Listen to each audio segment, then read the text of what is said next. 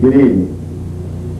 It is a great pleasure to stand before you and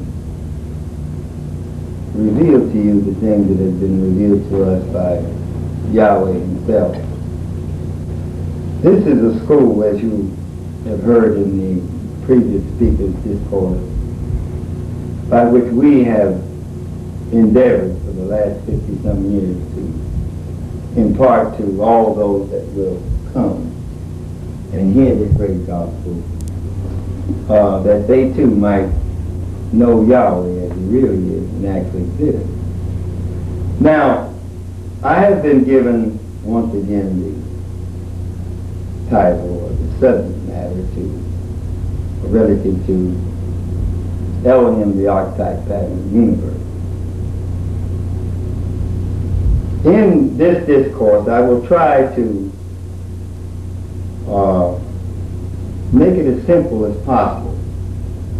And the reason why I say make it simple as possible is because the simplicity of the gospel is the thing that has profound man down through the ages of time. Now, it's expedient that I say here that unless Yahweh reveals his purpose to you, you just simply will not know. For Isaiah quoted or penned the words in 46, 9, and 10, where he said that I am Yahweh, and there is no other. And he declared the end right from the beginning. Now, we should recognize and fully understand and be appreciative of the fact that you cannot just read a Bible and come to an understanding. We didn't say you couldn't read, but to know its actual depth, its context, or what Yahweh is revealing to you must come direct from him. Let me say here that that is the problem throughout the whole world. And when we present this gospel, it is not to condemn anyone, but to let you see how Yahweh has purposed the purpose and carried it out himself, and that there is nothing for us to do in this dispensation of grace but to come and learn of him. Now, we have someone here with us tonight that is going to read for us, and I would like Isaiah 46, 9, and 10 read.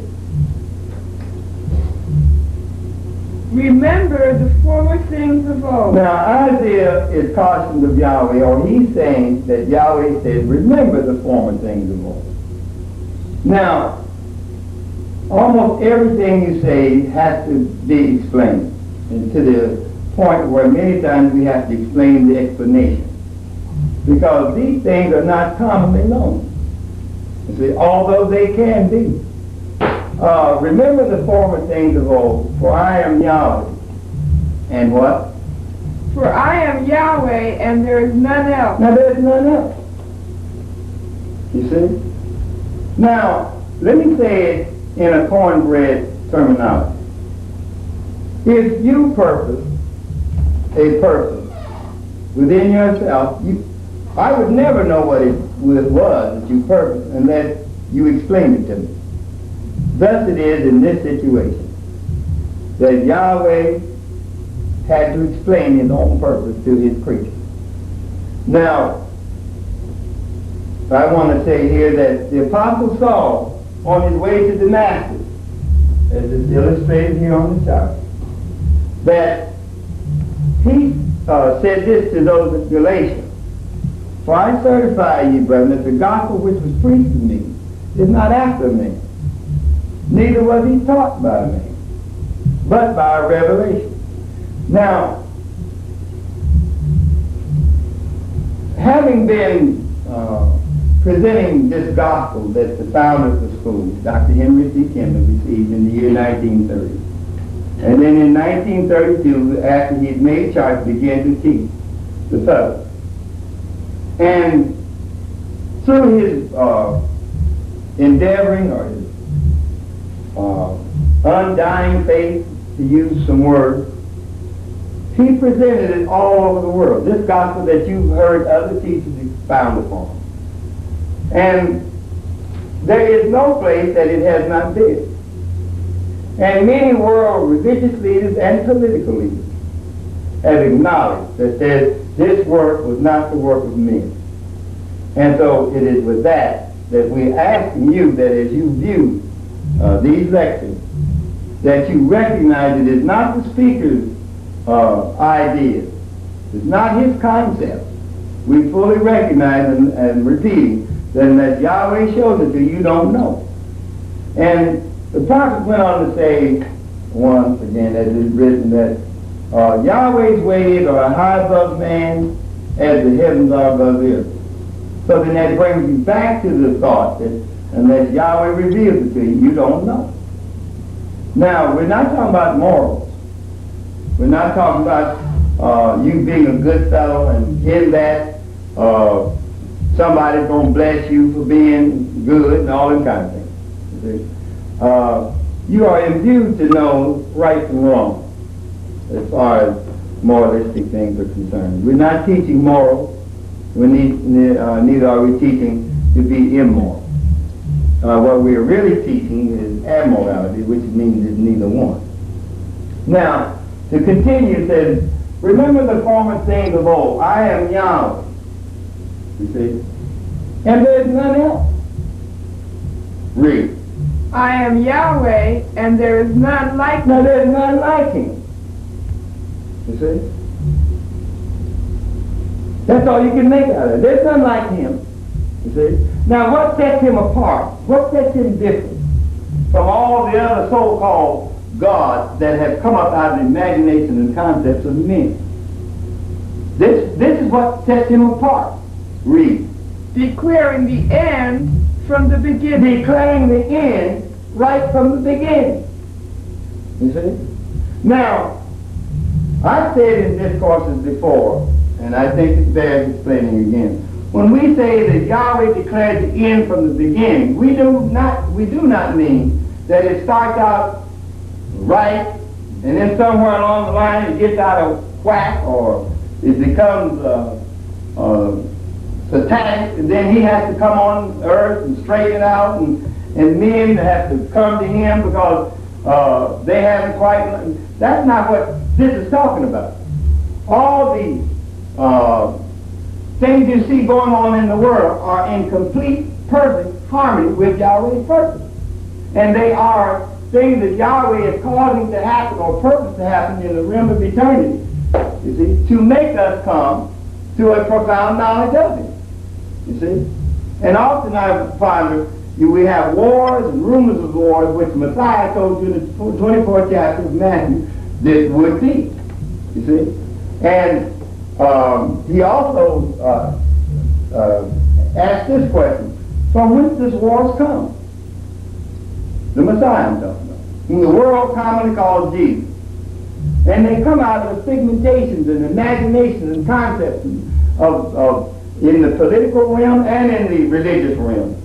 They are the things that's causing the conflict. Well, that's why we're presenting this gospel, to show you that there is a way to be reconciled, you see, all over the face of the earth. And that is going to be, you follow, you understand? Because that's the way it began, and that's part of the subject matter I want to try to deal with. Now, he said, he declared the end right from the beginning. Read. And from ancient times. And from ancient times. The things that are not yet the done. things that are not yet done. Meaning that, well, let me put it this way. Things back here, when they happen, you follow, by a pattern, which I'm going to go into, then they have repeated themselves down to this day. You follow? So from this back here would be what you would descriptively call ancient times. And the things that you haven't seen come to pass, they are those things that he declared that would come to pass. You see? And they're coming to pass by a pattern that the other speakers have tried to present to you. Read. Saying, my counsel shall stand. My counsel. In other words, whatever I purpose, that's going to stand. Read. And I will do all my pleasure. Now, though you disagree with the Creator, you disagree with the names, you disagree with whatever. You see? That's all according to Yahweh's plan. You see? Because He is going to manifest His power over all unrighteousness. And that's why the prophet said that Yahweh said, to me, every knee shall bow and every tongue shall confess. You see? You know, I'm repeating here that other teachers in this segment of or series of lectures have tried to go into the erroneous names that you've been handed down through the years, and they try to present proof and to stimulate and stir up your mind to make you investigate. You follow? But to me, after so many years of people arguing and disputing about the names, I just concluded just breathe. That's all you have to do is breathe. And every man is breathing. You see what I mean? Now that's the Creator putting His own name in His own creation. So, but if it takes more research for you other than you breathing, then help yourself. You see? But now, as I said, the thing I was asked to do again is to go into Elohim, the Archetype, pattern of the universe. Now, let's finish this up first. Calling the ego from the east, the man that executeth my counsel. The man that executeth my counsel. Now, let's see if we can come to some understanding there.